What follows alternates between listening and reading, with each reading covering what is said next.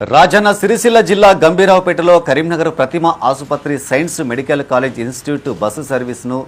వైద్య సౌకర్యాల కోసం మాజీ జెడ్పీటీసీ మల్లుగారి నర్సాగౌడ్, మాజీ సర్పంచ్ కటకం శ్రీధర్ పునఃప్రారంభించారు. ఈ సందర్భంగా వారు మాట్లాడుతూ గంభీరావుపేట మండల ప్రజల కోసం 2009లో కరీంనగర్ ప్రతిమ మెడికల్ సైన్స్ ఇన్స్టిట్యూట్ యాజమాన్యం గ్రామీణ ప్రాంత ప్రజలకు ఉచిత వైద్య సేవలు అందించేందుకు బస్సు సర్వీస్ ఏర్పాటు చేసిందని గుర్తు చేశారు. 16 ఏళ్లుగా గ్రామీణ ప్రాంతాల్లో కార్పొరేట్ వైద్య సేవలు అందిస్తున్న ప్రతిమ ఆసుపత్రి సేవలు మరవలేనివన్నారు. ఈ కార్యక్రమంలో మాజీ సర్పంచ్ కటకం శ్రీధర్, నాయకులు పాపగారి వెంకటస్వామి గౌడ్, సర్వీస్ ఇన్ఛార్జి బాలశంకర్, గ్రామస్తులు పాల్గొన్నారు. ప్రత్యేకంగా ఎల్లారెడ్డిపేట, ముస్తాబాద్ మండలాల్లో పెద్ద స్థాయిలో హాస్పిటల్ ఉన్నప్పటికీ కూడా గంభీరావుపేటలో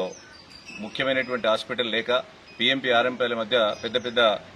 ఆరోగ్య సమస్యలు వచ్చినప్పుడు ఇబ్బంది గురై చాలా మంది మరణించడం వల్ల ఇట్టి విషయాన్ని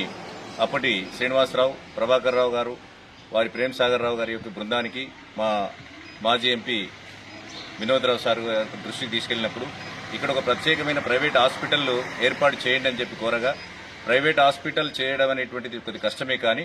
మీరంతగా అడుగుతున్నారు కాబట్టి ఆ ప్రాంత ప్రజలకు ఉచితంగా మేము బస్సు ఏర్పాటు చేసి నెలకొకసారి బాలశంకర్ గారిని సంప్రదించడము, ఫలాని వద్ద ఈ సర్వీసు ఉంటుందని చెప్పని ఆ గ్రూపుల ద్వారా మెసేజ్ పెట్టడము,